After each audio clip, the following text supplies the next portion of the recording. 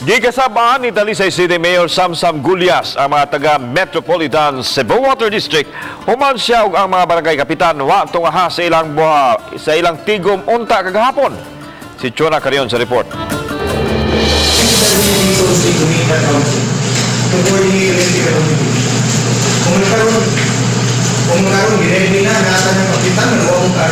Mipagawa sa iyang kadismaya si Mayor Samsam Gulyas sa mga opisyal sa MCWD uban silang General Manager nga si Stephen Yee. Huwat ang mayor ang tanang barangay kapitan sa Talisay ug ang giumol nga Water Council sa Dakbayan sa mga opisyal sa MCWD apan wa kini mitunga sa gikatakdang tigom gagahapon. Kaganihang buntag na sila miadto maong puwerte na kalagot sa mayor.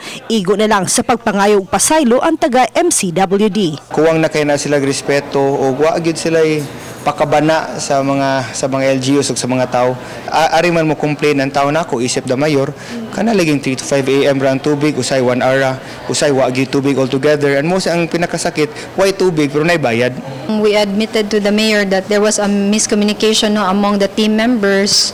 Unya actually there is no justification for what happened so nangayo gyud mig pasaylo. Human og padayag sa iyang gibati, milakaw si Gulyas ug ang city administrator na ang miatubang sa taga MCWD. Gusto sa mayor nga magbuhat og paagi ang ahensya kalabot sa mga reklamo sa Talisaynon nga pirming way agas ang tubig nga unta na aman ang tinubdan sa tubig sa Dakbayan. Gireklamo sab sa mga mulupyo ang padayong paningil sa MCWD bisan kun wa sila'y tubig. Gusto ni Gulyas reviewhon ang memorandum of agreement sa Dakbayan ug MCWD kabahin sa nakuha nilang tubig ug pila ang share sa Dakbayan niini. We need to have countermeasures kung pilay tubig ilang gikuha gikan sa Talisay because right now we do not know. We don't have countermeasures why Metro ang Talisay dito. And second, we should know we should demand kung pilay nakuha nilang tubig sa usa ka adlaw, we need a certain percent should go to the city of Talisay. Effect gyud ni siya sa supply demand nga gap nga dako na gyud kaayo.